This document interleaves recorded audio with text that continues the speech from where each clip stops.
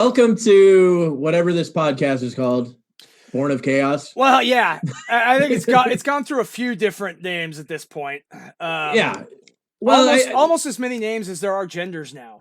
Yeah, and we decided that fuck it, since we're going through a little bit of chaotic times right now. That's why we're doing this shit remotely. Yes, might as well change the name and fit it. I kind of like it. It is fitting. It's interesting. I think it's perfectly fitting for the time. Yeah. This is extremely chaotic. I mean, not that any other times in life aren't chaotic or can't be chaotic. It's just this is one of those situations that nobody really saw coming, and it caught everybody with their pants down. Well, that's one of the reasons why it drives me nuts when people are like, oh, Trump this, Trump that. It's like, God, I know. Look, everybody thought it was bullshit. Yeah. Everybody did. Everybody.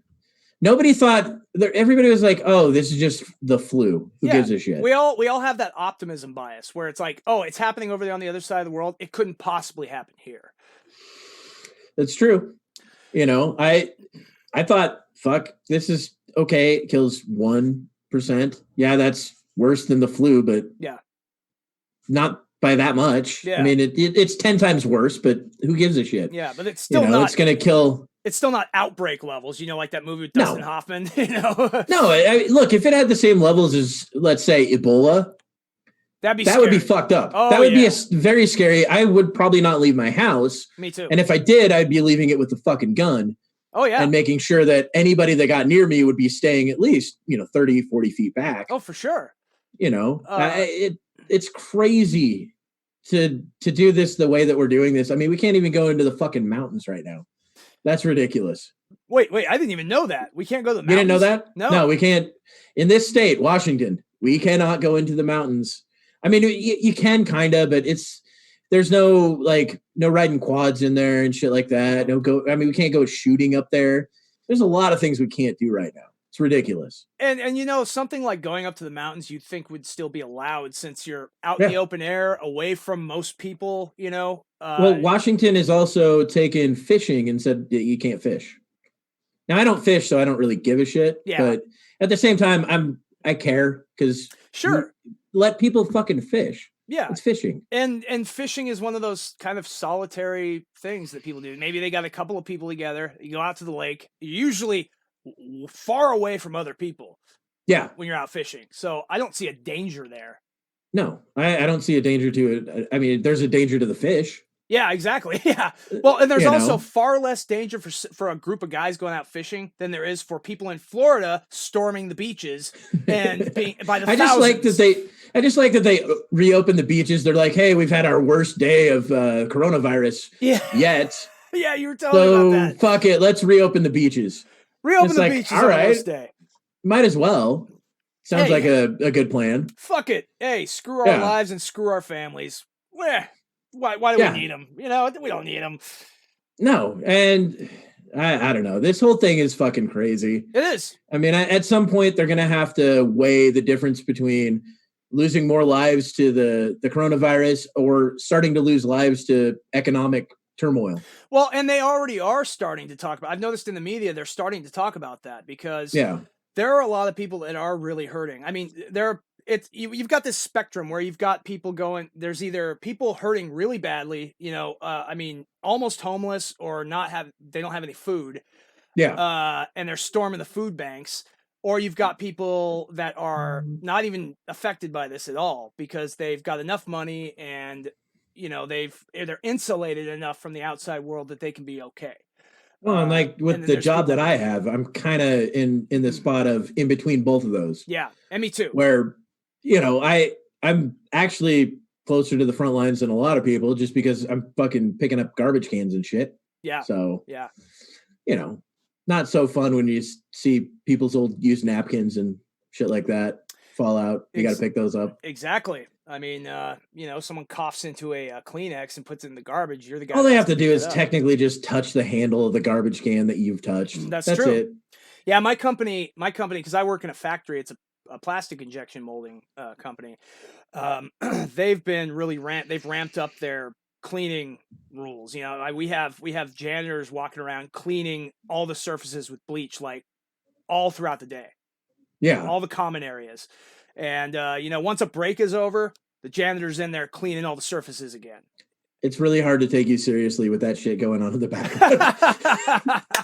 That's the whole point. It's almost impossible, to be honest. It's like, oh, this is the part where he gets his head cut off. Yeah. Oh yeah, for those watching, the video I have playing behind me is just the scenes of Mel Gibson being tortured in the movies he's been in. And I assume it's all by Jews?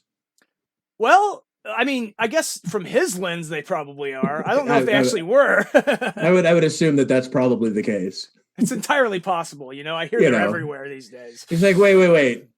There's a torture scene? Are you hiring Jews to do it? Because that's what they would do. Yeah, that's true. Hey, you know what? Did you ever hear any of his actual phone calls to his girlfriend? Bits and pieces of them. Oh. I mean... it's the same crazy shit you get from all these celebrities when they're not, out in public. Fucking, what is it? Alec Baldwin with his shit. Yeah, with his daughter. You've got Mel Gibson, obviously, and David Hasselhoff. Oh, yeah. I remember that video. Eating that cheeseburger on the fucking bathroom floor. He's so hammered, he can't even lift it. Holy shit. I mean, dude, that's the thing. And also with another thing with the now we're on the topic of celebrities, this COVID-19 predicament we're all in has really shown what basket cases these celebrities are. I mean, did you see that video of Madonna in her bathtub with rose petals in there? No, I've heard of it. It's one of those things I'm like, I don't care about these people. I know, but it just, when you see these videos though, like there's the celebrities that did that video of where they were singing the John Lennon's Imagine and everybody hated it. Oh yeah. Instantly we just started dogpiling on them. Well, it just makes you realize, I think this whole situation is showing everybody just how vapid and pathetic these people really are. I remember hearing about Ellen DeGeneres talking about how she's in prison in her fucking... Yeah, I heard about that. 30,000 square foot mansion? Yeah, this millions... on acres and acres. It's probably not that big, but it's still probably big as fuck. Yeah, it's way bigger than my house. It's basically a palace compared to any normal person's house. Yeah. Or apartment. It's gotta be. Yeah. It's like somewhere a queen or a president of a country would live in. Yeah, it's definitely a lot nicer than a lot of the things that anybody else is going to have. I mean, you're at home, you've got a swimming pool in the backyard, a jacuzzi, a hot tub. I know. It's like, so dude, I would love to be able to just relax like that. What's my relaxing? Too. I just sit and watch fucking television. Yeah, exactly. Boring as shit. Well, and another thing too, I was reading that a lot of these celebrities, because they've got all this money, they're burning through coronavirus tests like crazy. Yeah. Like I read this article where they interviewed. Well, you've got to keep them safe. Oh, I know. Yeah, because they're so important. We wouldn't be able to survive without them. Entertaining us. I mean, look at it. It's chaos out there. Everybody is fucking like rioting, looting. Yeah. I mean, it's all because we don't have good entertainment. Oh, exactly. Hollywood shut down, man. The world's on fire. My God. Yeah, no, these fuckers. I know. I read this. Don't get it. Well, I read this article that they talked to Pink, the singer Pink, and she said that I know who she is. Yeah, well, she said that I didn't think they talked to the color Pink. I know, right? Like it's just somebody holding up a Crayola crayon. Hey, the color Pink would have a whole lot more interesting things to say. But maybe. But she said that she had gone through like 4 tests just in like the past couple of weeks or something. And it's like, oh wow, that's great, because there's people out there that are afraid that they might have the virus that can't get tests. Yeah. But you're able to take 4 just don't, and you feel fine. Well, and that's the thing. Why burn through all those tests for one fucking person? I mean, I get it. It's 4. It's not 400. No. But it's still 4 times as many as she needs. Exactly. I mean, how exposed is she usually? That's the thing. If you get it once and you're not exposed, why would you think you have it next week? Right. And how exposed is she going to be hanging out in her mansion all day? That's probably not at all. Yeah. Well, maybe from the servants. I mean, the servants have to go home to their normal apartments, so. Well, the servant, I mean, they need to at least have a servant's quarter on property. It's the only way that it makes sense. It depends on the celebrity, man. Some of them are just assholes and wouldn't want to go that way. Well, that's true. So, But yeah, I remember you saying you wanted to talk about the whole Bill Maher Crenshaw. Yes, I do, because and you watched it earlier too. I did watch it. We could play, bits and pieces of it if you want to. Yeah. Well, because honestly, I think that this really shows the disconnect that's going on between the truth and reality and what the media is trying to sell people. Yes. And Bill Maher, you can see here, because Bill Maher is spewing all the talking points of the media. Whereas Dan Crenshaw is actually there for a lot of this stuff. Like, for instance, they talk in the interview, they talk about something that happened in the House of Representatives. And Dan Crenshaw's like, well, hey, hold on a sec, Bill. I was actually there that day. And let me tell you, this is actually what happened. And Bill Maher, Bill Maher. I don't know why you have to fucking add syllables and shit. I don't know. But he doesn't have a good rebuttal for that, because there isn't a good one. The media talking points are not truthful, and there's so many people that are believing every word that comes out of the mainstream media at face value, and they're not questioning it. And it really just takes a 5-minute cursory look to find out that a lot of the shit it's the same exact thing when it comes to media headlines. True. Media headlines are now sensationalized so they can get more clicks and everything. Yes. Which brings in ad revenue. Mm-hmm. And instead of actually being in the story, you read it and you go, well, that wasn't even in the story. Exactly. The whole headline doesn't make any sense. Mm-hmm. It's extremely disingenuous, and all it does is foment discord and outrage. That's what they're looking for. They're looking for outrage clicks. People to get angry. All right, well, I'm going to start playing it. Let me know when you want to pause. We can talk about little bits and pieces of it. Okay, yeah. Oh, I'm not hearing it. You're not hearing it? No. Remember, there was a setting. That is true. I'll have to start it over. No problem. It's a good fuck up on the first show. Hey, no worries. It ain't reality without fuck ups. That's right. All right. Well, you do what you talk about, whatever, real quick. I'm going to start fucking setting this shit up. Okay. So now one thing I do want to point out here is, look, when we watch this, pay attention to the difference in demeanor between Maher and Crenshaw. Crenshaw's very calm and collected, and he's answering the questions as they come, and he's trying to take them point by point. Maher is doing something that the media tends to do a lot. What he does is he's asking these questions, but then he just keeps going. He keeps going, and what that does for someone that's having to answer those questions is it tends to overwhelm people with all of these things they have to answer, and it can trip them up. And it's a little trick that people do. I don't know if Maher actually he's doing it on purpose, but he does do it. And Crenshaw, to his credit, says, "Hey, let's back this up. I want to take these point by point." He doesn't step into the trap. But also, they try to steamroll you. Anytime that happens, they don't necessarily have any argument to back up what they're saying. Right. We'll go ahead and try it again. Yeah. Let's see if it goes. Okay. There we go. Okay. Mm-hmm. This did not have to happen. Okay. Alex Azar. You want to start it from the beginning? Health and Human Services I did guy. start it from the beginning. January 18th, he warned him about this. Again, on January 30th, Trump said he was being an alarmist. Peter Okay, Navarro. So now we're talking about the timeline about what Trump knew and when and his actions. Yes. 29th, you got to get ahead of this. February 10th. 2 days later, he implemented a restrictive travel ban from China, which he was widely criticized for. That same day, on January 31st, Nancy Pelosi proposed the No Ban Act, which would be congressional limitation on what President Trump's actually able to do with that travel restriction. Okay, but he lies about that. First of all, didn't. How does he lie about it? What do you mean? He said he stopped people coming in from China. He did not. He said he was ahead of it. 43 countries did it before we did. There are still people coming in from China. He only stopped foreign nationals. Yeah, okay. Let me address that, because I know that's what people are saying right now. But the reality is, it was about 40,000 people came in after that. These were U.S. citizens and green card holders and passport holders being repatriated. U.S. citizens. That's true. So you have to make the argument. He's got the timeline right too. That we shouldn't allow them in. Can you hit pause real quick? Yeah. There's another thing that they didn't mention. Trump also, towards, it was like late January, what he did was he also he formed the COVID-19 task force, the coronavirus task force.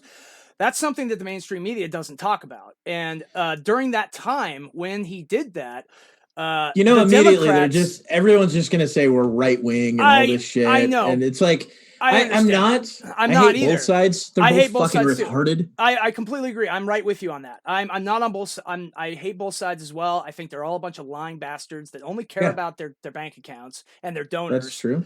And we always come last to all of these politicians on the Democrat side or the Republican side. It doesn't matter what side they're on. But what I care about, and the only thing I care about, is the truth. No matter which side it makes look better, it doesn't matter. The truth is the truth. Yes. And the problem today with what's going on with the media is that they tell half truths, or they twist the truth to make it look better for their side. And what it's doing is it's causing division and between all of us. And that's why things have gotten so bad when it comes to just civil discourse, just being able to sit down and have a discussion with somebody. If you say one wrong thing, they just suddenly will pop into outrage. And there's a lot of outrage out there. And the crazy thing is, it started to slow down when this whole fucking pandemic shit started. Yes. Like it looked like, oh, maybe people actually have real problems to worry about. A real problem showed up, so then they stopped making problems up. Yeah. That's exactly and that's one of the things. That's one of the things that makes sense to me is like, we don't have enough real problems in this country, so we manufacture our own. Yeah, and the thing is that no matter what, if you go on the news or if you talk to people, everybody will tell you that, oh, what's going on with the world? Oh, the world we live in, it's so horrible, blah, blah, blah. But you know what? There's actually scientific proof that we are living in the greatest time ever in all of human history.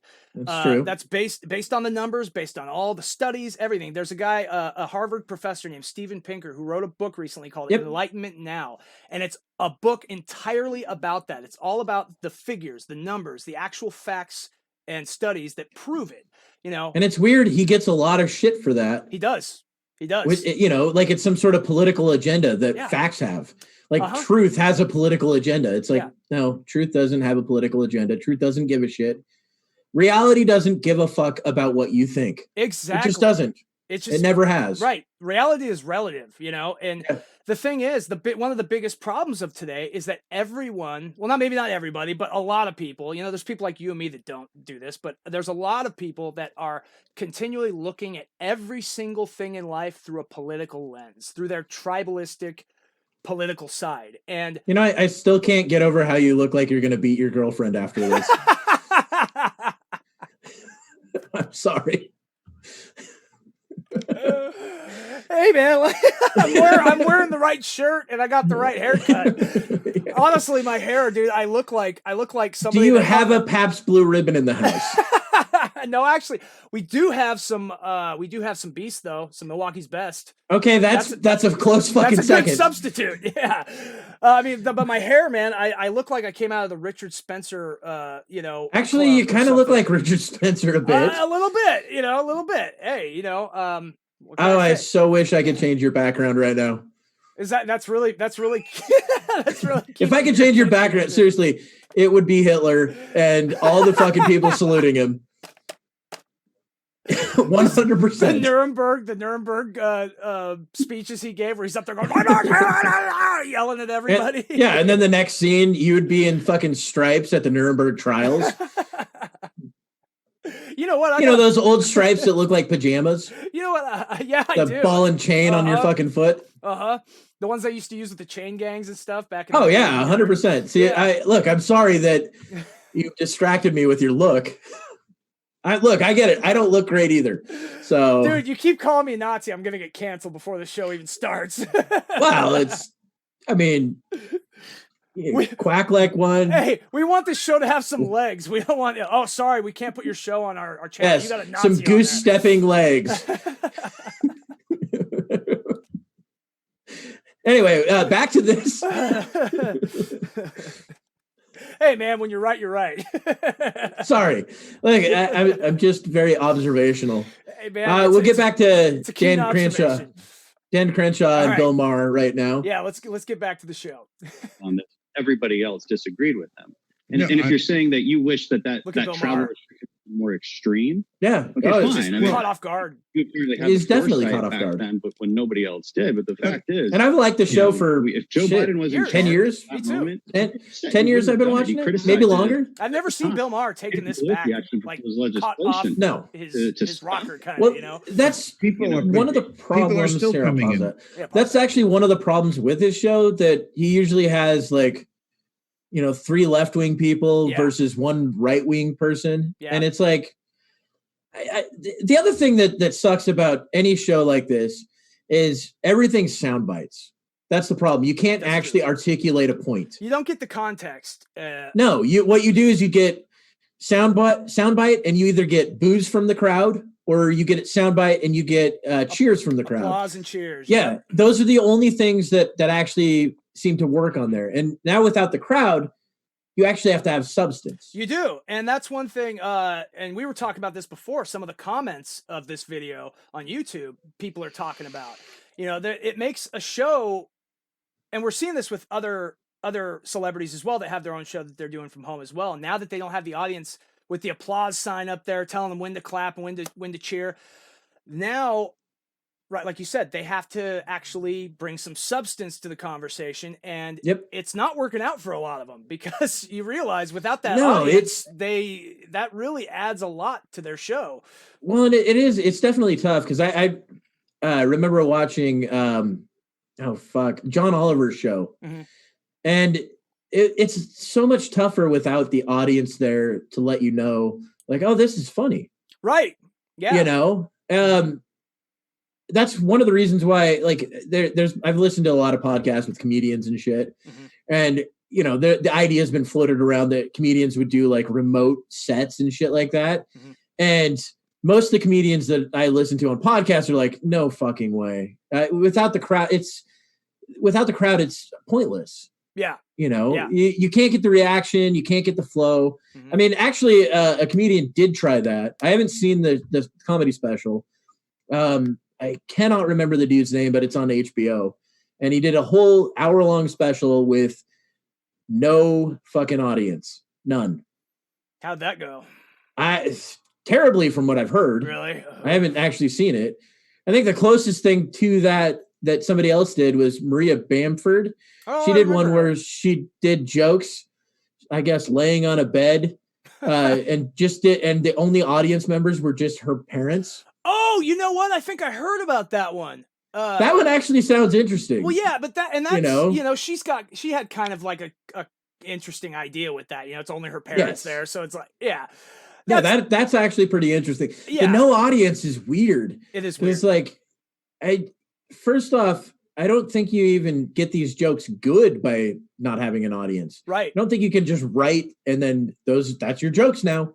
Well, you have to write. You have to see how people react, because something in your head that's funny may not actually be funny when you say it. And then all of a sudden you change a couple words, you change the pauses, and then all of a sudden it's funny to people. Well, that's pretty much how every joke is in my head. It sounds hilarious. And then when I say it, it sounds like shit. Yeah. Well, that's why there's a lot of hits, and then there's a lot more misses. A lot more misses. Yeah. We usually with these specials and stuff, like comedian specials and things like that, they've been working at that, crafting that show for sometimes up to a year or more. And so they've gone out and tried those jokes and found out which are the hits, which are the misses, and they get rid of the misses before they actually do it, So it's, I honestly think, though, another thing that this has shown, it shows how trained we are when it comes to these late night shows and stuff, to laugh when other people laugh, when the crowd laughs. I agree. And I when it comes to late night shows, I've always hated the monologue. They're terrible. They are. Monologues are absolute fucking shit. Especially because most of them now, all they do is talk about Donald Trump. And it's just and that's, for me, that's too easy. First off, it is low-hanging fruit. Trump's actually hilarious. He is.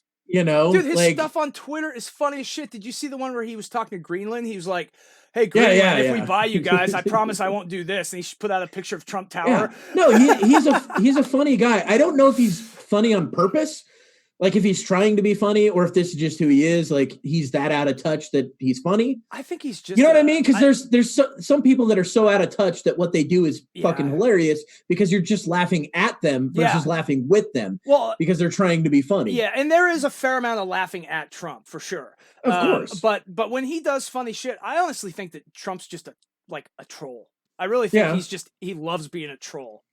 And that might be the case. Yeah, that absolutely might be the case. Yeah, I think he just likes to ruffle people's feathers, especially the people that irritate him. Yep.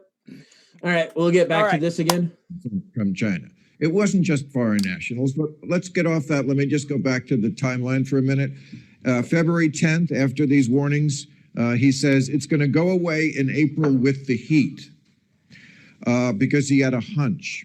February 25th, he goes to India. This is 4 days after the White House Coronavirus Task Force said we're going to have to lock down the country. And Dr. Nancy Messonnier, who's in charge of the Center for Immunization and Respiratory Diseases. Wait a second, let me just finish. She announced this on the 26th. On the 25th, that we're going to have to lock down the country. He said the next day, 15 people have it, and it's soon going to be close to zero. March 6th, he said anyone who wants a test can get it, which is still completely. Okay, let me stick to February. Completely wrong. As you go forward, because you mentioned February 25th. See right there. The 24th. That's when the administration. That was what I was talking about, where Maher wants to just keep going on, and he's.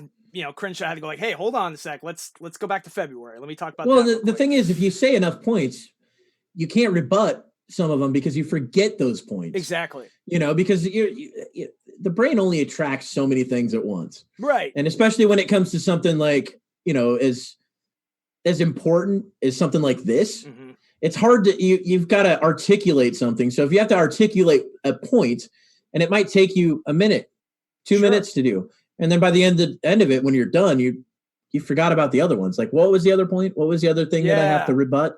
Well, and also there's it's a good tactic. It absolutely is. Oh yeah, absolutely. And it's a very subtle tactic. If you're not watching for it, it can catch you off guard. Yeah. And also there's also the thing, if you're doing an interview with someone like Bill Maher, who's a famous person, if you're not used to being in those situations, you probably have some nerves, you got a little anxiety. So that's going to trip you up a little bit.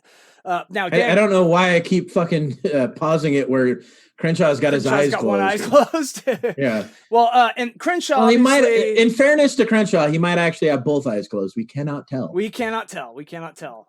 I'm telling you, though, the older that guy gets, the more he's going to look like Solid Snake. Dude, he's seriously, like I said, I like the guy. I do too. I respect it. Still hard to take someone seriously that looks like any villain. Like a James Bond villain. Yeah, it's tough. I still take him seriously. Look, I get where he lost his eye in Iraq, I believe. It was Fallujah, I believe. Yeah. That would be in Iraq. Is that Iraq? Yeah. Okay, I wasn't sure if it was Afghanistan or Iraq. Yeah, I think he lost in Iraq, and he lost it for the country. He lost it doing his duty. So, and I mean, there was that time when he first started becoming known publicly, that comedian from Saturday Night Live was giving him shit. Pete. Oh yeah.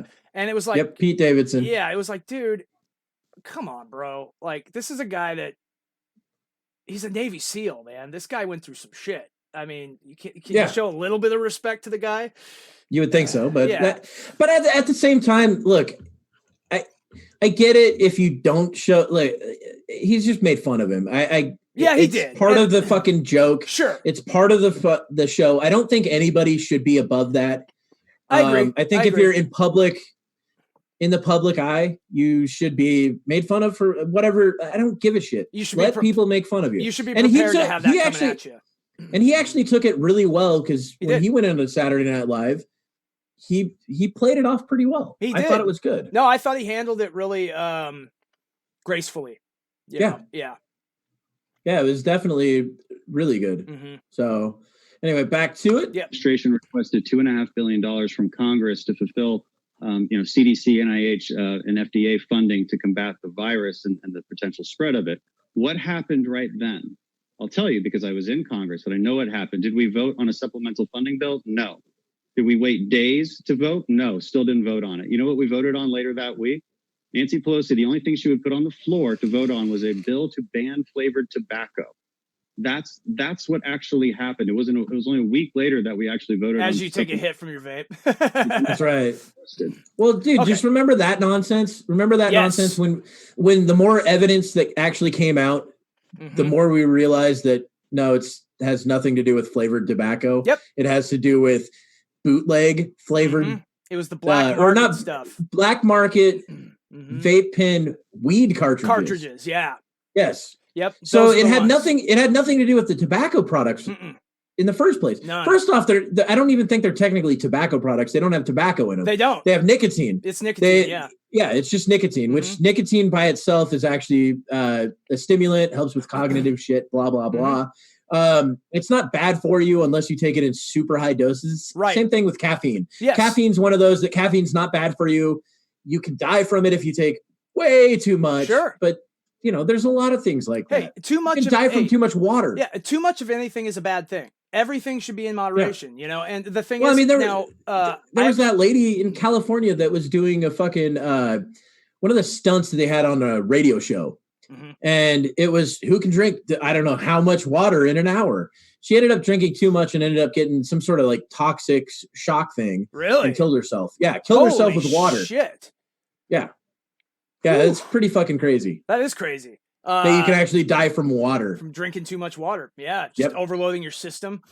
Yeah. Well, another thing about the vape, I interviewed years ago. I interviewed the owner of one of the local vape companies here. It was Hawaiian Vapor. You might have seen them around. They've got a couple of locations in Vancouver. I have no idea. So I interviewed one of the owners, and he was telling me about what happened years ago when people were getting like popcorn lung and other lung problems from the vape. And all of the manufacturers of the vape juice removed the ingredient that was causing that problem, and they don't. I remember when that happened. That's one of the things is we latch on to one thing and then we don't let it go. Yeah, as a society. Yeah, and well, the media does.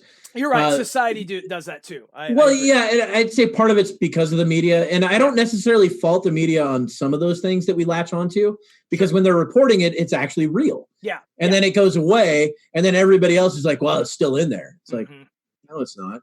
There's there's one problem with the media is they don't do any kind of updating or correcting a lot of the time.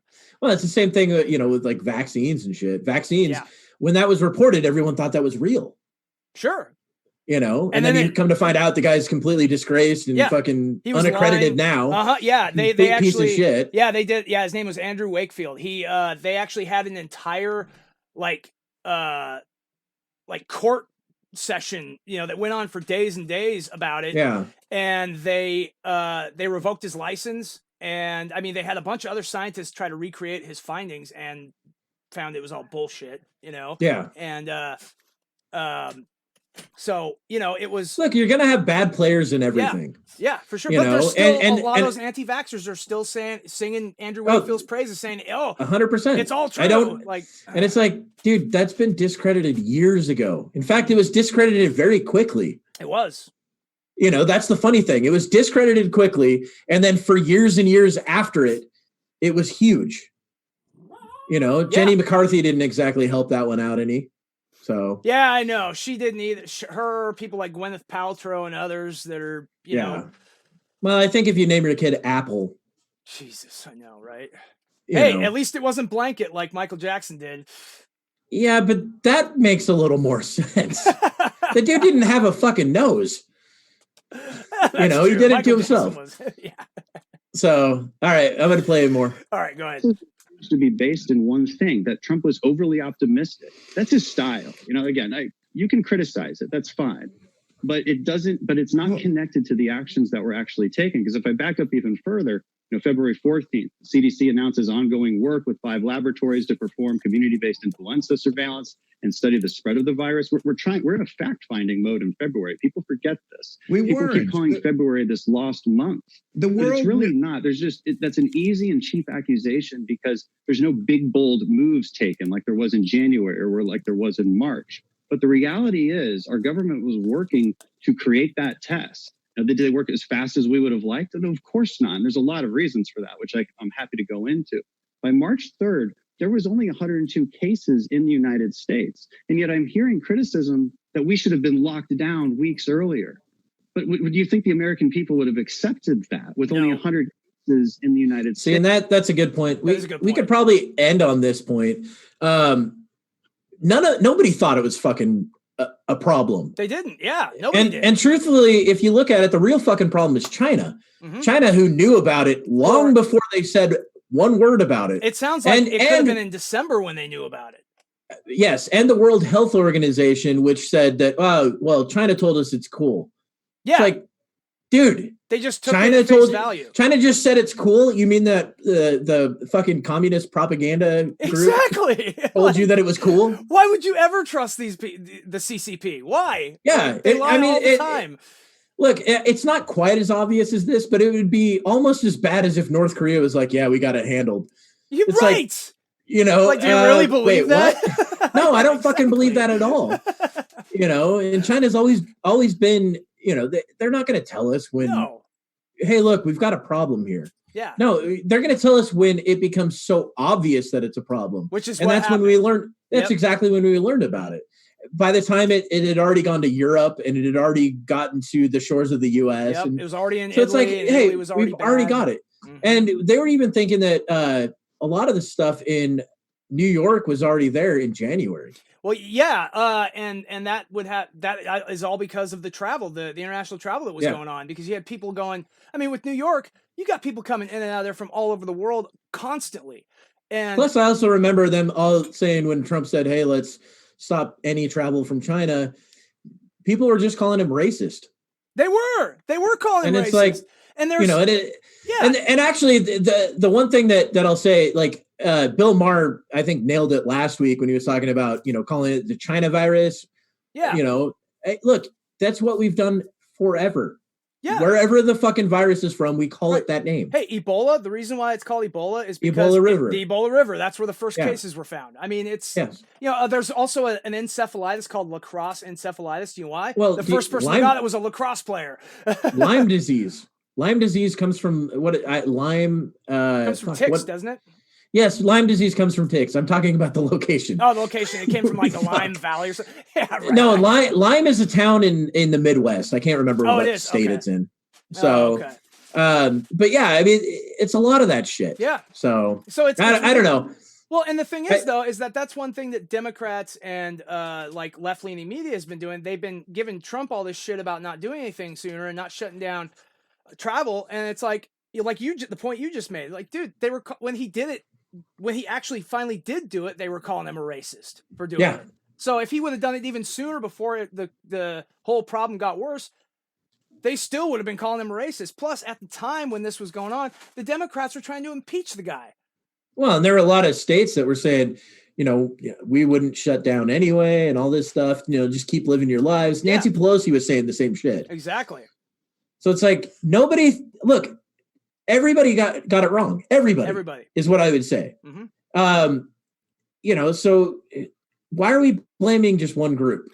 We all got it wrong. Everybody thought that it was kind of bullshit. Like, okay, this is going to be like the flu times 2, times 3. And the only reason why you're seeing the left come at Trump with this and blame him is because of the fact that it is useful to them to do so. You know, to demonize him. I mean, you go to CNN, that's literally all they do. It's like the hate on Trump news network now. Yeah. And which I get. Look, I get it because Fox was the hate on Obama network. Sure, absolutely. And I had the problem with them at the time too. Me too. I have a problem with my left friends now that all they do is fucking say how terrible Trump is. I had a problem with my right-wing friends before when they were saying how bad Obama was. I completely agree. 100%. None of them are, look, they're all bad in certain ways. They're all good in certain ways. It's, you know, pretty disingenuous to just say your side is always right. Exactly. That's bullshit. And that's what a lot of these media groups are doing, is that's where I say that the twisting of the truth happens, is because they will take a thing that's going on and they will do whatever they can to make it sound bad, to make it sound like the other side's doing wrong, and they're all the good guys. They're the morally righteous person. Well, my thing is, fuck everybody. Yeah, me too. Fuck everybody. All these things. See, okay, all you people that are listening right now, just if you take anything away from this, take this. Don't take what the media tells you at face value. Do your research, actually look into these things, and a lot of the stuff that goes on is public record. You don't have to take what they say at face value. You can go and look at what bills and legislation the Congress, the House of Representatives are passing, and it doesn't match up to what the media is telling you. So, well, let's be a little real about that. Most of Congress doesn't look at that, so why the fuck would they? True enough. So, but that's you got any last words on this one? Well, first of all, with the video, I think it's obvious that Bill Maher he's pantomiming talking points that the media has been putting out there. Yeah. Which is why when Dan Crenshaw comes back and he's actually answering these things with the actual truth, and I did look into some of the things that Crenshaw answered with, and it's true. Yeah. It checks out. Yeah. And so most of this stuff that he said, I remember when it happened. Yeah. And he's correct on these things. Mm-hmm. The timeline of trying to ban and restrict all travel from China. I get it. Some people were let back in, but that makes sense. We're going to let American citizens back in. That's just the way it works. That's how it's always worked. Yeah, we have to bring our people back during this time of crisis. I mean, if you don't, you're leaving them in a foreign country alone, possibly with no support and no help. Yeah. And who knows what could happen to them then? Absolutely. So because those people are going to take care of their own over there, Yeah. And that was, that's fun first podcast. Hey, I agree. We'll have to do this again. Yeah, right. Well, hopefully this whole thing ends so we can actually do this in our studio that we got set. Yes. And thanks for everybody that's listening or not listening. Yeah. Hey, thanks. I'm assuming there's going to be a lot of not listening. To everybody, go fuck yourselves. Hey, and by the way, Mel Gibson's been being tortured behind me throughout the whole show. No, you've said that before. I don't care. I'm just reminding them. All right. All right. Well, hey, that was fun. We'll have to do this again. Absolutely. Soon. All right, man. Talk to you later. Signing off. Good night and good luck. And go fuck yourself. And go fuck yourself too, buddy.